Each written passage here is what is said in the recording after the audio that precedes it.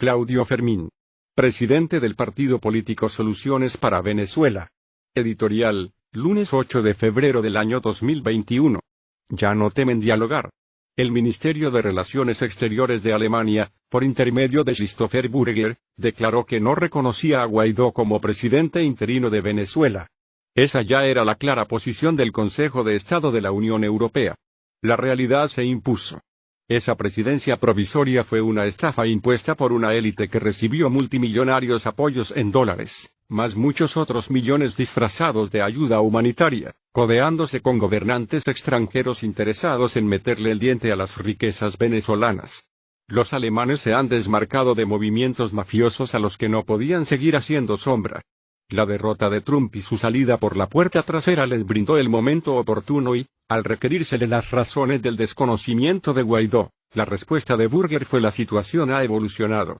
Alemania aprovechaba esos resultados electorales para tomar distancia de la política exterior norteamericana y las relaciones con Venezuela eran un mecanismo directo y claro para dejar eso sentado. La evolución de las cosas era palpable. La distensión política se fue imponiendo por encima de conspiraciones y de la podredumbre que quedó en evidencia con la entrega de Citgo, de monómeros, del oro venezolano en bancos europeos, y de la antipatriótica diligencia de quienes pidieron bloqueo económico contra su propio país. La paciente labor de la mesa de diálogo había derrotado las intenciones de sepultarnos bajo la violencia y la guerra civil. Se celebraron elecciones ampliamente promovidas y supervisadas.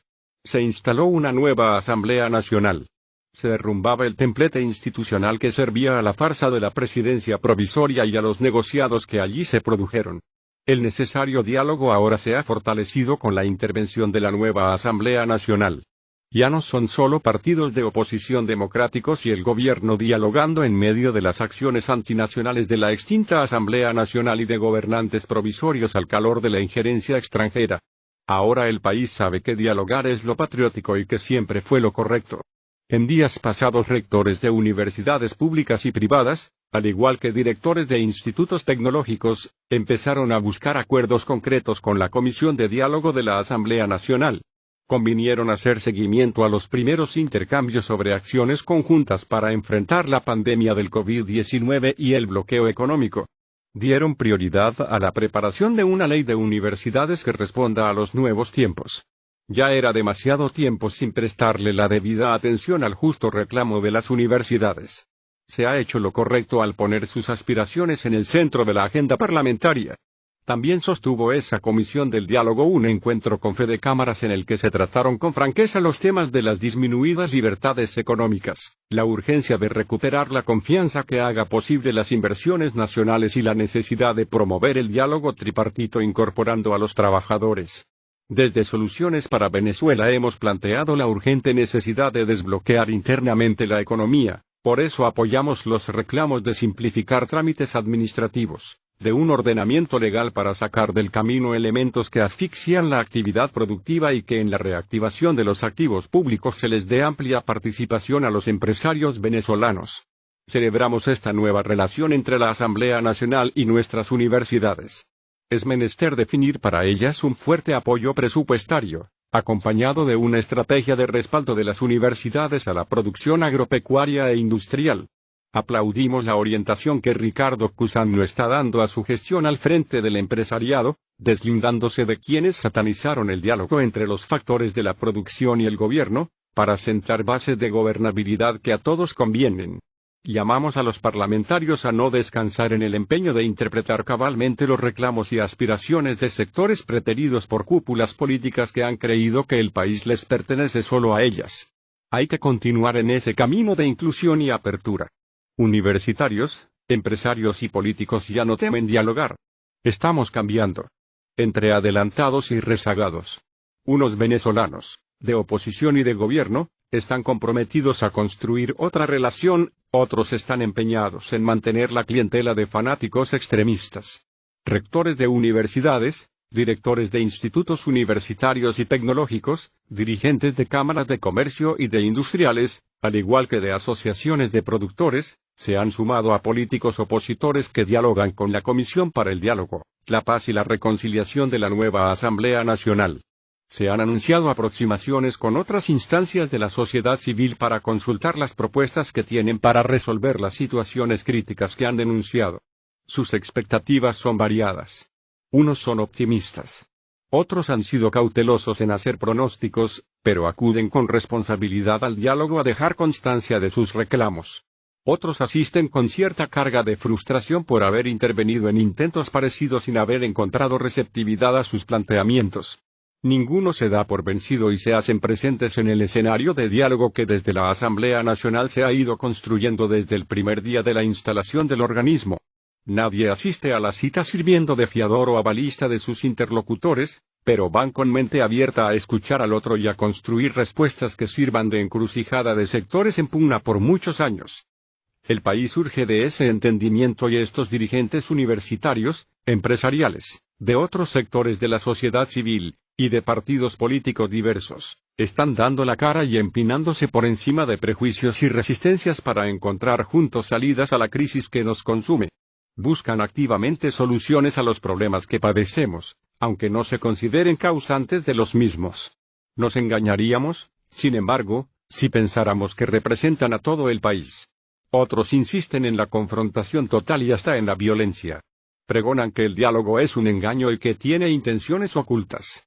Sostienen que el chavismo no es sincero y que dialoga porque tienen el agua al cuello. Recuerdan que los mismos que hoy quieren concertar son los que llamaban a los empresarios ladrones y oligarcas, los que expropiaron fincas y confiscaron inmuebles. Afirman que el gobierno habla bajito porque perdió la capacidad de chantaje y de control. Protestan la presencia de partidos políticos y sostienen que esos espacios deben ser ocupados solo por la sociedad civil organizada. Algunos, tajantes, declaran que hay que ponerle punto final a la dictadura de Maduro y que todo esto es un tinglado de electoralismo despreciable, que hay que salir de Maduro y punto. No faltan quienes desnudan a los empresarios acusándolos de sinvergüenzas que tan solo buscan un modus vivendi con el gobierno. La oposición del poder, la que estuvo 5 años en la estrategia de agravar la crisis desde la Asamblea Nacional, la que recibió financiamiento por millones de dólares para desestabilizar el país y organizar conspiraciones, denuncia que con el diálogo el gobierno simplemente busca fragmentar a la oposición y frenar las gestiones de la comunidad internacional. Ese es el preocupante cuadro del conflicto político de hoy. Ya no puede describirse el problema con la simple antinomia gobierno o oposición. Cambiaron los ejes del razonamiento y de las acciones políticas. Unos venezolanos, de oposición y de gobierno, están comprometidos a construir otra relación, una que sea productiva y deje atrás equivocaciones y retaliaciones de aquí y de allá. Otros están empeñados en mantener la clientela de fanáticos extremistas que levantaron durante años y declaran desde su oposición que dialogar es darle oxígeno a Maduro, que lo procedente es continuar en la estrategia de agravar la crisis y convocar una nueva alianza de los duros de adentro con los apoyos externos resueltos a intervenir. Y desde esa misma perspectiva apegada al viejo duelo a muerte, desde su chavismo algunos gritan a voz en cuello que el gobierno giró hacia el capitalismo y que el comandante Chávez y el socialismo han sido traicionados al sentarse con los empresarios en fe de cámaras. Unos se atreven a mirar hacia el mañana y abrir nuevos caminos que superen lugares comunes, fracasos, estancamiento y pobreza. Otros se hunden en decepcionantes y gastados esquemas de gobierno y fracasadas propuestas opositoras. Medias verdades y mentiras de los extremos. El discurso, por motivador que sea, por mucho que comprometa, puede estar lleno de medias verdades y de deliberadas mentiras para mantener la cohesión de quienes son el soporte de una acción política. Ese discurso acomodado a conveniencias políticas es una falacia y un obstáculo que debemos sortear para entre todos salir de la terrible crisis que atravesamos, unos reclamando lo que creemos importante, incluso si eso contraviene acciones de otros quienes también trabajan por el cambio. Otros, tomando decisiones valientes, aunque cuestionen políticas y prácticas que desde el gobierno se han desarrollado y que necesario es reorientarlas o cesarlas. Voceros del gobierno del presidente Maduro y dirigentes del Partido Socialista Unido de Venezuela han sostenido que las sanciones políticas y económicas que contra nuestro país se han tomado son criminales y lesionan severamente la economía y los niveles de vida de nuestra población. Estamos completamente de acuerdo. Sin embargo, desde varias instancias del gobierno y del SUB afirman que hasta que no se eliminen las sanciones y el bloqueo económico nada se puede hacer en beneficio del pueblo. Eso no es verdad. Hay que sincerar el discurso. Hay que hurgar en la realidad y tomar decisiones por las que el país espera. Así como la economía se encuentra bloqueada desde el exterior porque potencias salvajes sabotean la venta de nuestro petróleo, impiden que nuestros barcos atraquen en puertos de otros países, niegan a Venezuela financiamiento de organismos multilaterales creados para asistir a países necesitados como el nuestro, en fin, conspiran contra el bienestar de los venezolanos. De esa misma manera la producción y el comercio venezolano se encuentran bloqueados desde adentro por el sistema, las propias autoridades, por el mismo gobierno. Montar una empresa y mantenerla en funcionamiento es un calvario.